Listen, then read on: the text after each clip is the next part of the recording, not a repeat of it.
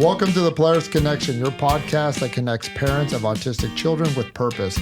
This is part 2 in speaking with Sarah Miller, the Director of Occupational Therapy.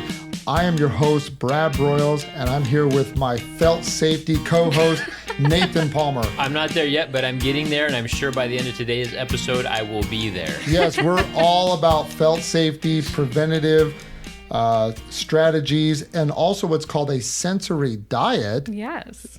Sarah, please explain. What is a sensory diet? Yeah, so a sensory diet is something that I get asked for all the time by teachers and parents alike. And now, hang on. To be clear, this yes. is my legal cap. Are we going to get in any kind of weight management system here? Or are we talking about something totally different? Totally different. Carrots? No. So no carrots or no almonds. carrots all right. or almonds, nothing like that. We're not counting calories.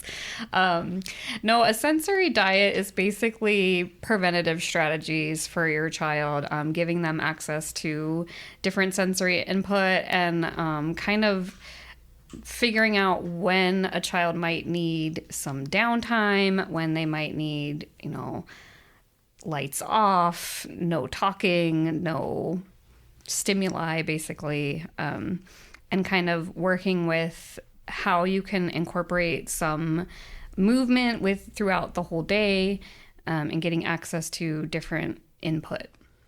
Now, hang on. This sounds a lot like when I'm stressed at the end of my day and I need to veg in front of a TV and just relax. Are we saying the same thing we here? We are saying the same thing. Okay. There's actually so a big... So the next time I go home and my wife's like, hey, you have some... Sorry, this is a Sorry, sensory honey, diet. I got a sensory diet. We're here to empower everybody out there. We are. It's all about that felt safety in this crazy world.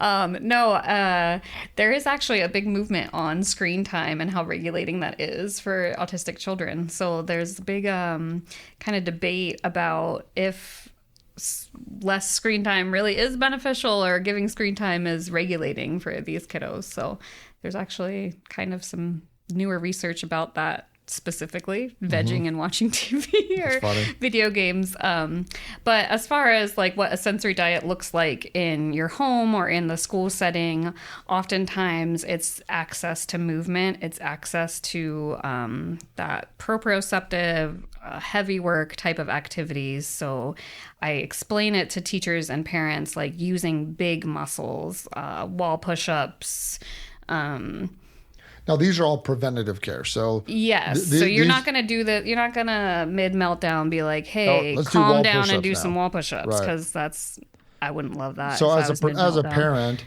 if I want to do some preventative care, then before we would do this before school, after school, whatever, your child. Yeah. There's these sensory diet options. Ideas, yeah. So a lot of kiddos before school do some trampoline, jumping on the trampoline. That's going to be a more what we call activating or upregulating activity. Swinging can be really beneficial if we're doing linear swinging, which is just like back and forth swinging instead of spinning. Spinning can be a tricky one because it can be very dysregulating. But just kind of activities to get, out of your thinking brain, and I think we as adults do this. Some people are really into running. I personally am very into yoga, and if I don't do yoga for a few days, I can definitely feel the impact. People that are really into like lifting weights, if they don't get that, that's a very heavy work type of activity. If they don't get that every day, or they're injured or whatever, it's going to impact their ability to kind of stay regulated throughout the day. And when you say you can feel that, like, can we dive into that a little bit more? Because I have a feeling there are a lot of chronically stressed parents out there that just push through it rather than identifying, hey, wait a second, maybe I need some self-care. Yeah. So what does that look like?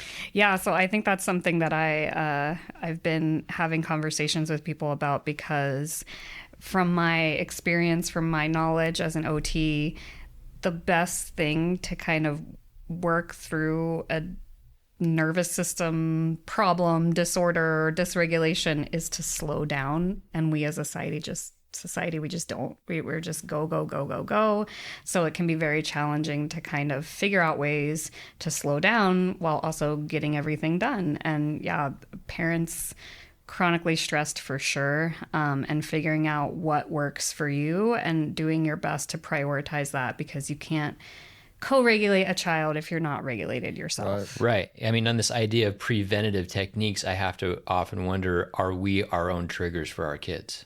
For sure. Right? There is something to be said about like my own personal patience with the children at work versus my own kids at home. It's just different. It's like you're looking into a mirror and you're working with yourself. So that is true for sure. And I think I tell parents too, you are your child's safest space. I have parents that are struggling with, this teacher doesn't understand autism or whatever, whatever the current problem is, but you're their safe, you're their consistent. So they're going to give you their most authentic self, we'll say. And that's okay. That's just kind of the hard part and the beautiful part about parenting. I'm a mom of 3 kids, so I can relate to that a lot. And I think that you being a safe place for your child, kind of reminding yourself that this extreme, authentic child that I'm getting right now just feels so safe with me, and that's wonderful. Well, I think because as parents, you feel guilty a lot. There's a lot of guilt that you feel. It's like, am I enough? Am I giving enough? These parents, I have 6 kids, and you just become this shelter that you want to protect them as much as you can. For sure. But you bring out a great point as far as like a sensory diet for parents. It feels like we need to put together a guide like that. Like, this is your sensory diet as a parent. It's okay. Listen, and bless you, Brad, for having 6 kids. I've got 4, and it's all I can do to keep things in order. That's my wife, man. She's amazing. Kudos to that.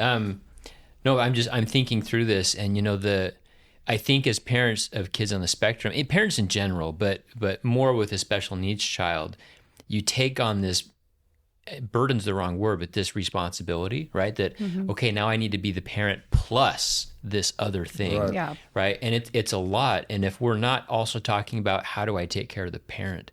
How do I reinforce you first? We're already coming from a losing position. Yeah. I always say to parents, you are enough. You're doing enough. You're not your child's therapist. You're your child's mom or dad or caregiver or whatever. And just loving your kid for who they are today is enough. That's just plenty enough. And you say it, and it sounds simple, but there's so many parents that don't believe it. No, it's so hard. It's very hard as a parent. You always second guess yourself, always question yourself. And definitely if you have a child with special needs, it makes it even harder. But at the end of the day, the kids, they don't need all that much from us besides our love and our support. And, we can talk all day about different things you can do or don't do or make yourself think that you need to do more. But I think that trying to own that I am enough is the challenge of a lifetime. Well, and we can, and I do want to do a little bit more deep dive of like strategies, techniques. Sure. I think those are really very important. But you're bringing out something I feel like it's more. Yeah, you can do tips and tricks, and yes, you can go A, B, and C. But I think the biggest one is just being there. Just be present. Yeah. Which is hard in today's world as well. Like we have so many distractions, and being present can be a challenge, and finding out what works for you to it's okay that you don't love pretend play and you don't want to do pretend play with your kid. It's okay that you don't love, jumping up and down, all the super big movements that your kids do, but just finding what works for you and what works for your family. Like I said, for my own family, getting outside together in nature is where we all thrive together. We have just such a great time. Of course, sometimes it's better than others, but I just think that finding what works for your particular family and finding what works for you to give yourself that, sense of you've gotten enough, you filled your cup up enough, and that it's that those body battery charging things, those are where I come back to, that's so important to find what works for you for those things. Well, I think that also helps to temper expectations, right? As parents, we have this idea of the progression we're looking for. And what you're saying is you're measuring that against the experience, not against the benchmark, right? Yep. Right. So if you're coming out of it with batteries charged, that can be enough of a success versus did I as a parent get this milestone I'm looking for, right? So it's resetting the goalpost where you're not missing the forest through the trees. Yeah. Exactly. And what is a milestone? And that's why I can't stand standardized testing, because it's like who am I comparing this to? Like what, like, and in IEP meetings, I'll pull out my standardized paperwork and say, okay, here you go. Here's your child's way down here. Like, this means nothing because they have language disorder, so they can't process what I'm saying to them. So, and B, they don't care about this. So why would they do this test? And, I think that, and I'm glad that you brought that up with the sensory diet, kind of going back to strategies real fast. Big muscle movements. Yes. I think that sounds like, so as a, kind of think about, okay, big muscle movements. What can I do? Example, jumping on a trampoline, swinging, but not like twirling around, but like a swing kind of helps out a little bit. Yoga. Nathan, you had an interesting experience before when we started the school, that you went back east and they did some type of sensory diet before they started their school program. What was that? Yeah, I mean, listen, this whole idea of blending these things together, we wanted to get it right. And so we toured various schools. I mean, Massachusetts has some of the highest education funding in the nation. I wanted to see what do you do? And so this campus, it was a 50-acre campus. I mean, it was donated. It was this historic spot. And one of the interesting things is they start their day off with physical activity. Yeah. They run and they get this nervous energy out, and they program the energy. What I thought was fascinating was, kids that have dietary problems or even toileting problems, they would program the physical activity in such a way that they could regulate when they were hungry, and they could regulate these breaks through movement. And it was just this theory and it really gave me an appreciation for the craft of that physical regulation, that physical input, and how necessary it is for them. Yeah. And there's a lot of newer research coming out from like the polyvagal theory, the like pain pleasure whatever research that you and the trauma research is basically like there's a lot to be said about repetitive rhythmic movement. Running is a perfect example of that, and how it can, get your nervous system into a place of regulation. So that's something I do a lot. I look silly, but I love it. It's fun. It feels good for yourself. Like, get up, you shake your hands out, you're jumping, we're shaking. And then we're doing we're breathing, or we're doing something to kind of get us back centered and present in the moment. And it's very effective. It's there's a lot of if you go dive deep into like trauma informed care and trauma research, there's a lot of interesting like exercises you can do. And I think one of the ways that you can kind of wrap your brain around it is like a deer goes into that freeze mode, right? We talk about fight, flight, or freeze. And then after the incident, the deer does this like shaking thing. And then that's how they kind of process that, and then they move on. And it works for humans as well. Wow. Wow, that's neat. It's cool how the nervous system works. Yeah, it's very interesting. And how it connects, and then in a way that we can kind of control it. Like, one thing I learned, so I coach football, and there's a trainer there named Jay Schroeder who's worked with multiple NFL athletes. And one thing that they do is they say, they're like focus. And what you do is you do like 2 big deep breaths in through your nose, and then a slow breathe through your nose for like 30 seconds. Yeah. So it's like and you just kind of hold it. And it's a way that you like train your nervous system to like recenter. Yes. And I can't tell you how many times, I know this is more football than it is, working with autistic it's all kids. kind of related, but it's so cool.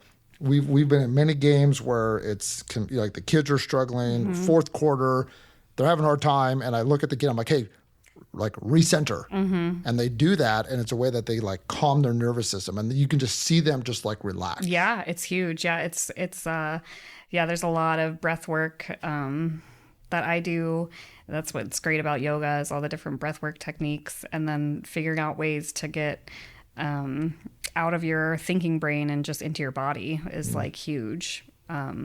So that's what preventative strategies are basically activating that parasympathetic nervous system. So breathing techniques and heavy work and all of those different things are going to activate your parasympathetic nervous system, which is like your rest, digest, calmer side of your nervous system, and that will help you get through those moments, those challenging moments. So would you do these like sensory diet strategies? You know, if let's say as a family you're going to like a sporting event or you're going to an outside activity, so where you know that, hey, my child might be triggered by by the environment we're getting ready to go to. So how would you do that? Like, okay, we're going to do something. Yeah, we're going to crash in the couch cushions before we leave. We're going to do big bear hugs. We're going to do bear walks. We're going to do push-ups on the wall. We're going to do all those big movement things. And then we drive in the car, we get there, and we're going to do some breathing techniques before we go in. We might explain like, hey, here's what's going to happen, so that your brain is not stressed, right? You're kind of hitting that cognitive piece of it, saying this is what it's going to look like. And then if you're having a hard time, here's what we can do. We can walk away. We can do XYZ, so that, it just kind of calms your nerves in that way. Would you even do that like at a event? I mean, oh yeah. I think that autistic parents can attest to this, whether they know all the ins and outs of what it means, but there are times when you have to leave the event. There are times when you have to leave the room, you have to go to the other room, and that's just, it's okay. I mean, it's definitely, it can be challenging. It can be hard as a parent. You can get judgment from other people. Try to block out that noise and know that you're providing what your child needs in that moment. Well, it's a lot of work, but definitely a labor of love. Now, okay, so we talked about some preventative work.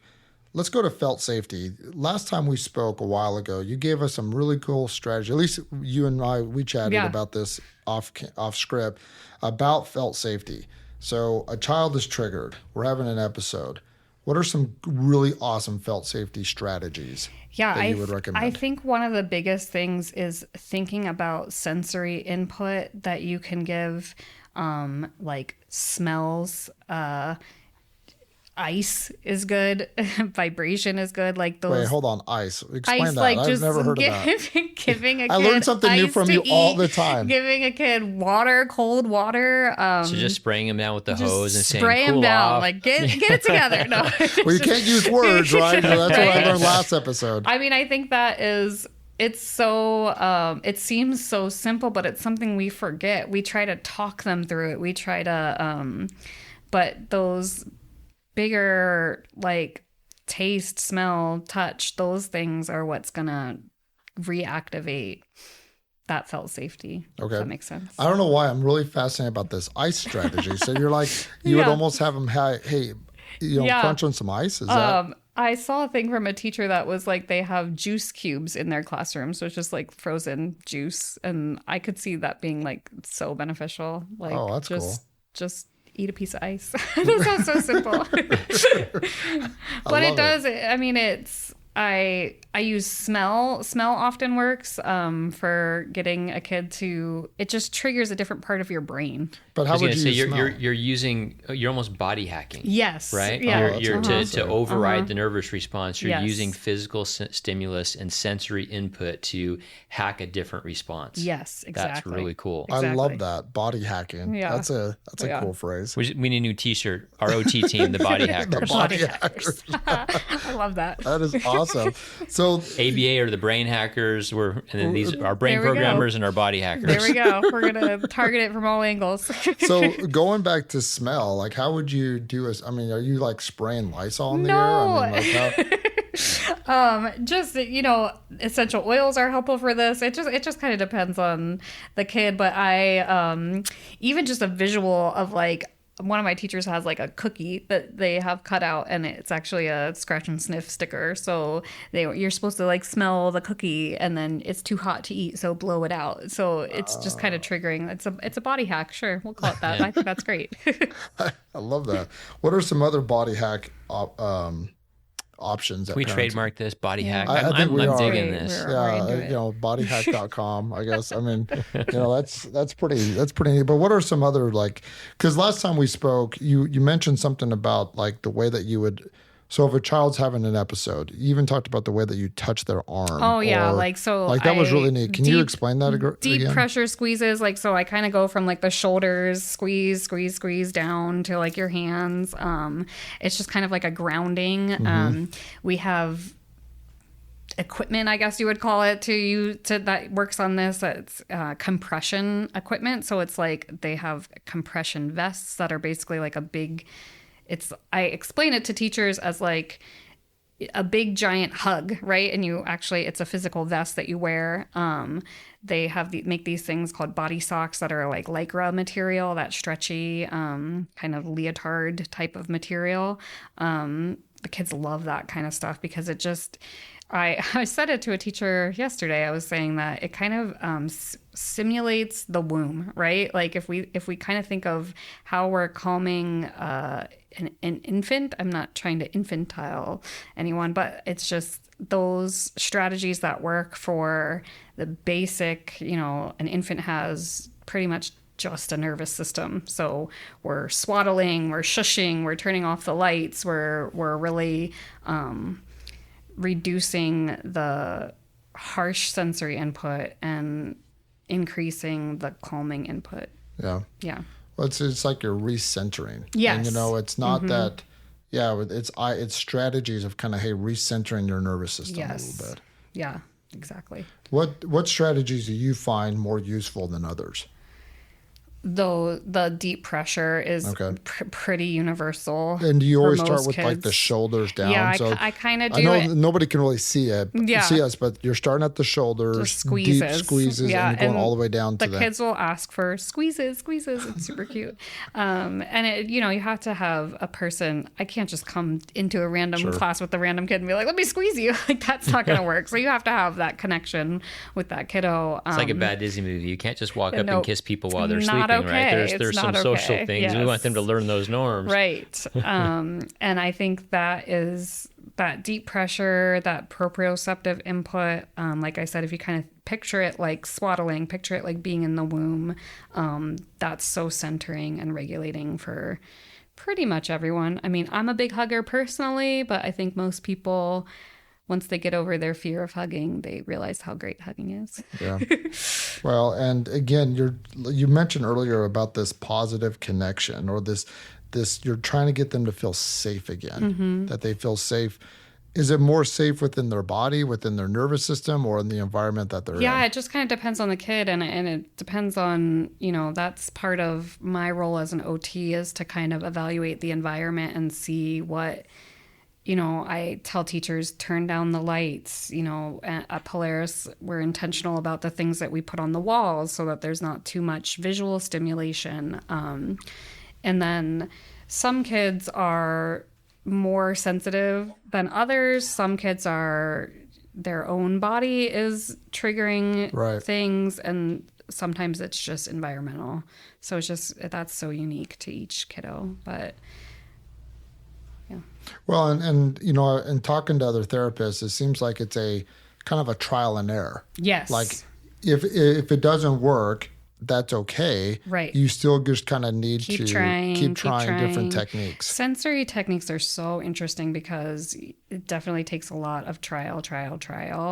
And I always tell people, don't try to shove this kid into a body sock while they're mid-meltdown, right? Like we're going to try this when they're very regulated, when they're in a good space, so that hopefully they see that it being a place or a tool that they can use when they need it.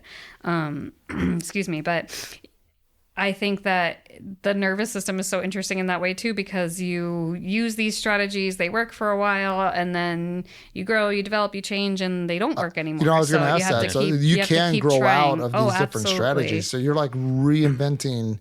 You're kind of thinking about the growth and development of your child and adapting to their behavior as they grow. Exactly. That's crazy. And I think there's some freedom in that, right? Or opportunities for creativity, because on the one hand, and everybody's looking for the magic pill and the secret technique. And what you're saying is it's more about the process than it is about the specifics. Absolutely. It's about what we're doing and what the goal is. And then there's probably 1,000 ways to get there. Yep. And hopefully these inspire, be creative, come up with your own versions and derivations of these things. Absolutely. Yeah. For sure. But then how do you know what you're doing is working? Like maybe the outcome stop, but how do you know, like, okay, my strategy is helping the child or helping the adult? So you would know by your child being playful, being joyful, being creative, being, having that like access to their thinking brain and learning. And that's how you would know, is that your child is exploring on their own accord and not feeling like, that's how you. Because you could, like, as a parent, you're like, hey, you're acting out. Hey, be quiet, sit down, shut up. Yeah. But that doesn't mean that. Yeah, maybe they do that. That doesn't mean that's like the right approach. Right. So, that's the question. Is like, how do I know that these, strategies that I use with my child is actually a very positive connection for them, to where they do feel safe, they do feel creative, like you explained. Yeah, I think that is. It's kind of dependent on the situation and what you're asking of them. I think at school there is a kind of thought process of, it's okay to feel a little bit frustrated. It's okay to feel a little bit like to struggle, I guess, for lack of a better term, because when you're feeling frustrated, when you're struggling, you are learning and growing. So it's kind of a balance of how far do we push versus, right. We're not all in optimal felt safety. Like I said, dream is to just live in the forest. I mean, Nathan and do nothing, is. I know he is all the time. I'm felt neutral most of the time. He's the king of felt safety. Teflon. Yeah, I like that. So I mean, pushing a little bit is healthy, and I think we all push ourselves a little bit to some extent. So. And then we carry a lot of guilt too. Yeah. It's incredible. As Nathan and I is putting together this Polaris Academy and Starlight Behavior, we meet with a lot of parents, and they deep dive on some of the insecurities that they feel. For sure. And it is crazy that I think, like you said earlier, hey, you are enough. You mentioned that in our previous episode. You are enough. You're doing a great job. Like, there is no magic pill, like Nathan says. No. Like, everybody says, they're looking for the Ozempic of autistic care, and it's like, it's not there. No, and I think you and I had a conversation about this before. Autistic individuals, children, adults, are just deeply, deeply feeling. They feel big. And I think, as a deeply feeling person myself, I think it's beautiful, right? Like, we're very happy when we're happy, very sad when we're sad. And that's just, like, that's okay. That's just a kind of a piece of autism that we see so often. And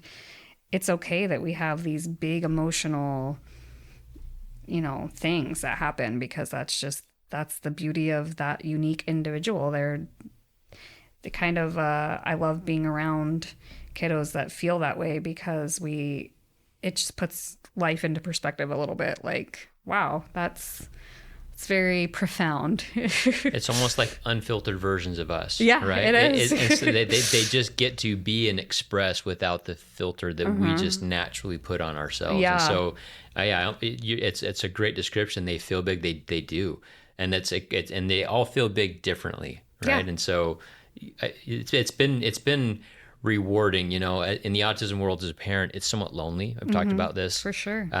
It's very isolating in how we go about these treatments, and so having this world where we're bringing them together has been enriching and also enlightening, just to see really what happens when you bring big together and how they feed off of it. And so it's been a joy. It's really fun. It's really, like I said, it's just really beautiful. It puts life into perspective, and I'm honored and privileged to work with kids that have special needs because it's Well, beautiful. like you, I love how you say the word honored and privileged because these kids are amazing. Yeah, And they have these, we like to use the word superpower. They have absolutely. these amazing superpowers that I wish I had. I'm like, wow, I don't have that superpower. Yeah. Like that's incredible. I can't do that. Yeah. And you see the world in a way different way. That's really beautiful. Yeah, really uniquely human, right? Yes. And I love it. Yeah. So, again, going with OT, we talked a lot about sensory diet, felt safety.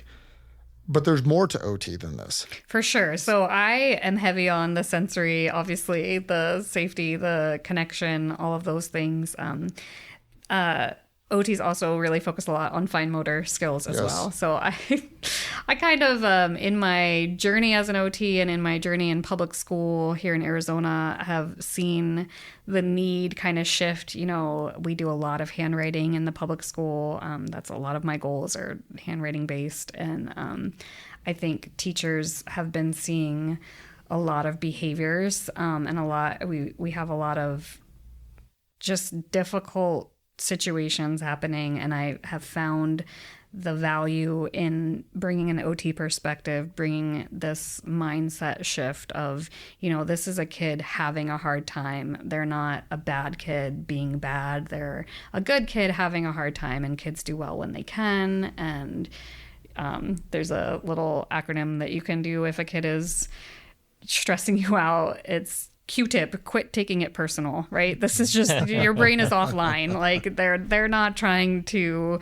manipulate you or do anything, they're just a kid and their brain is offline. So that has helped mindset shift a little bit. Well, handwriting based. So you mentioned that. So why is handwriting based so important? Why not like typing based or that's the journey. or coloring based? I don't know if that's any Right. different, but yeah. So why is that a big connection? I have moved a bit in my practice to, I talk to teachers about what's the purpose of this particular activity. Do you just want content because they can tell you what they want to say, they can talk to text it, and we're done, right? Or Right. are you looking for how they're writing and if their writing is legible?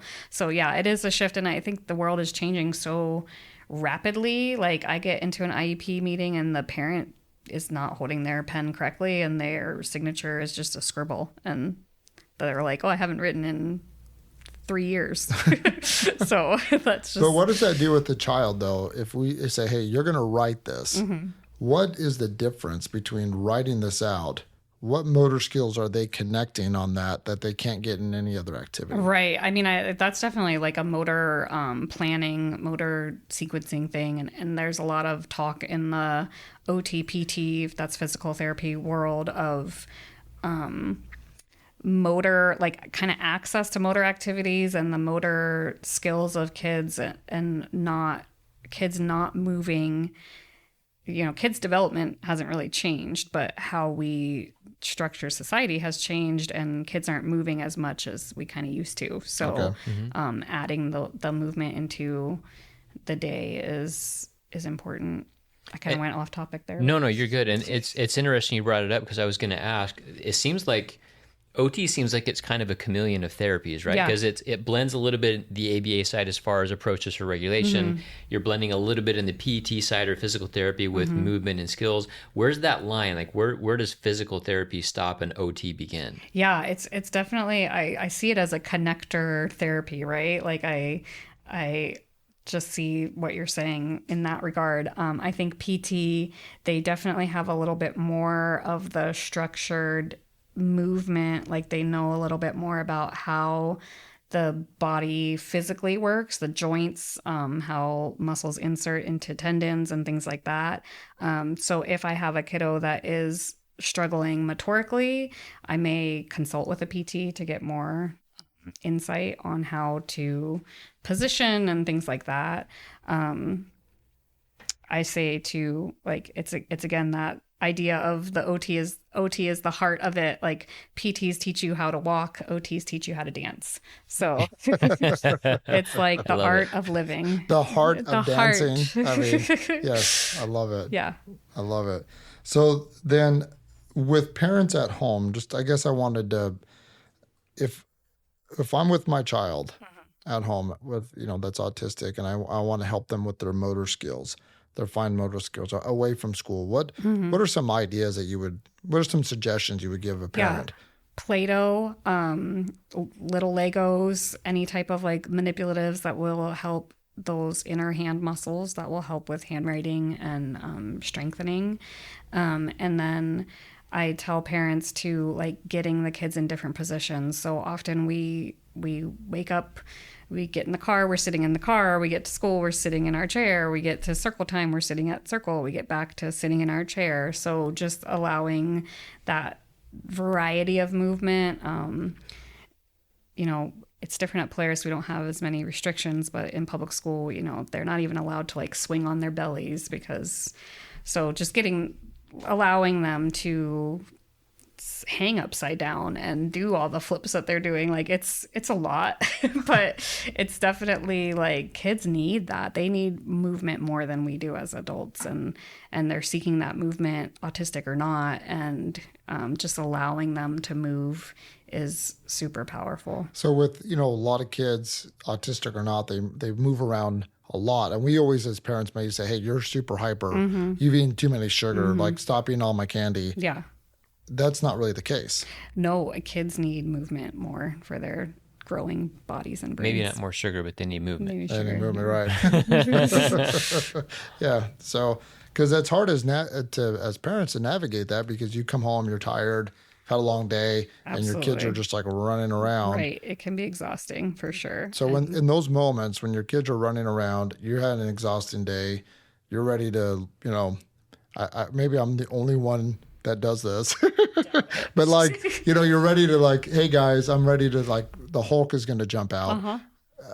What would you recommend in those type of situations? If you can go outside, it'll shift it for all of you. There's a lot of, it's funny, rough play. Like there's a lot of research about how beneficial rough play is. I don't know, male, female, whatever your personal beliefs are on that. My husband is huge on roughhousing with my kids, and it's so fun and hilarious, and he's daddy monster and chases them around, and they're jumping around on him, he's crashing them on the bed and stuff, and it's just fun. For me personally, I don't love roughhousing. It's not something I like to do, so trying to navigate that with what you're comfortable with as a parent. Well, because you're more of like, hey, let's take off our shoes and go play in the creek. Yes, let's go to the forest. No, but I think that is it's finding what works for your family, right? It's finding what works for the kiddo and for you, and finding how you can incorporate more movement into your day. And right. So many kids benefit from like gymnastics and karate and things like that because they're putting their body into different positions. Well, I've heard that too, that rough play for kids is really positive in a very important. positive way, right? Yeah. Like, I love wrestling with my kids, and I just do it naturally because I want to show them who's the alpha, But there is a lot of good, there's some good research on that. Yeah, there is, of how positive that is, that's like, hey, now I know my father loves me. Yeah, and it kind of, it allows you to kind of push the boundaries of knowing your body in space and knowing when you're like, oh, that's too much for me, and being able to advocate for yourself, like stop and those kinds of things is helpful as well. But yeah. No, any other suggestions you would give parents about helping their child? I know my wife is always looking for like, okay, how do I help my kids? What are the would you mind giving like a suggestion, like 3 suggestions or top things that you want to tell our parents? I think the number one thing, if you're new to the autism diagnosis, your child is the same child they were yesterday before the diagnosis. Your child is amazing and uniquely beautiful just as they are today. And it's enough to just love your child as they are today. As a parent, that's just the reward of being a parent, is that you're not their therapist, you're not their teacher, you're not anything but their mom or dad or caregiver, and you just love them as they are, and that is enough. So that's my big thing I tell families, and I try to tell myself every day as well, that your love and your presence is enough. I guess another thing I would say is the play with your kid kind of thing. Even just like, it sounds so simple and it sounds so easy, but it can be hard. But some days just, 5 minutes, one-on-one time, me and my kid, I turn off the screens. I'm just following their lead, trying to say yes, even if it's hard. Like I said, markers on my face, things like that. But just trying to play with your kid and connect with your kid is, and trying to let go of that guilt that you feel as a parent is one of the hardest things, but it's so important because you are enough. Well said. Well, Sarah, thank you for your time, your expertise, knowledge, and all your wonderful insight. Nathan, thank you so much for being here as well. Seriously, best place you could possibly be. I love doing this. I love learning. I love the energy. This is, there's just no better thing I could do with my life. So I'm so happy to be here. Isn't it wonderful? We're like in this great labor of love, and it's awesome to see these kids grow and develop and be a part of their lives. Thank you for listening. There's another great episode of the Polaris Connection. Thank you for making us part of your day. Have a wonderful day, everybody, and we'll see you next week.